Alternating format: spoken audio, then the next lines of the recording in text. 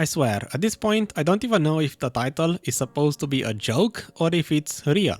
Because hey, Orcs is not quite as broken as I guess it once used to be because of some BMC price drops and all of that, and I mean it's still good, but not technically broken in my opinion.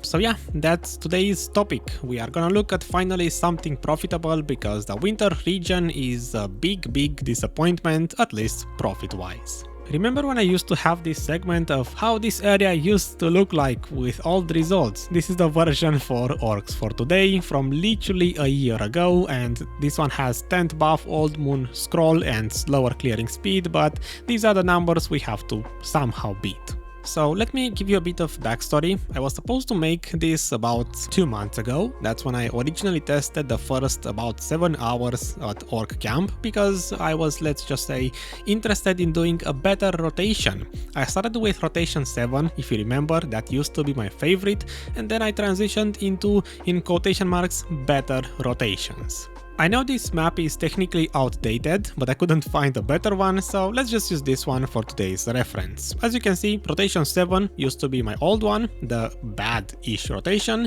and then I moved into what is named 3 and 4. With the rotation 3 being this one, the main one I was grinding when I didn't have any Elvia weapon buffs, and as soon as I would drop an Elvia weapon, I would extend my rotation into number 4, doing 3+4. And yes, going from rotation 7 to rotation 3, I did see a clearing speed increase, for sure.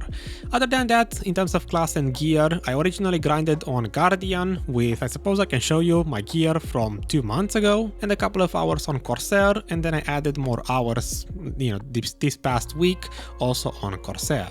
If you're worried about the 2 months old data, don't be, because legit, aside from the introduction of artifacts, which don't even drop here, nothing else changed about Orcs. Oh yeah, sometimes I would extend my rotation from 3 into this empty space on the map, which I'm sure is a proper rotation with a proper name on a proper updated map, but yeah, just so you know. And the Orc boss, this time I just didn't bother at all to turn on Agris, so just count every single boss as slightly lower trash. Maybe I could make 300 extra trash per hour if I was to turn on Agris.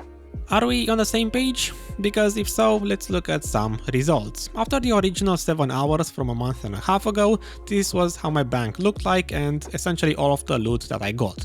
This was done, just so you know, without any extra drop rate buffs, no drop rate event, no 10th buff at all, just a simple Kama Steel Blessing and a yellow loot scroll. Then I have this 1 hour and 15 minutes session or screenshot a bit later, very RNG carried, that's why I included it, and a bit later essentially we get to today, this week, screenshot number 1 hour with just normal, and then another an hour later with only 15,000 trash. That's what we have to work with, that's what we are gonna put in Excel, and in fact it's already in Excel, so this is the conclusion for today.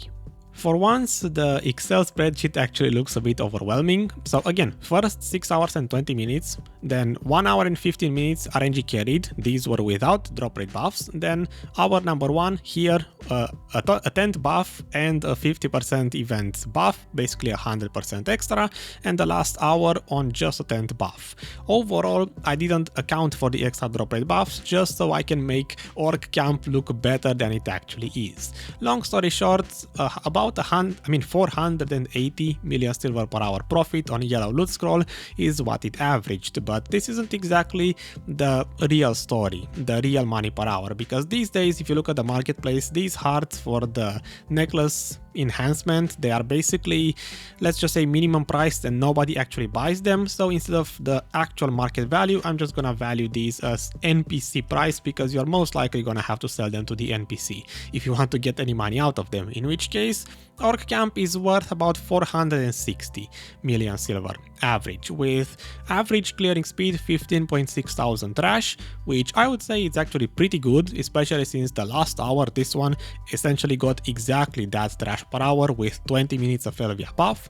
Out of all of my sessions, I averaged 18.5 minutes of Elvia weapon, so technically overall 2 Elvia weapons per hour.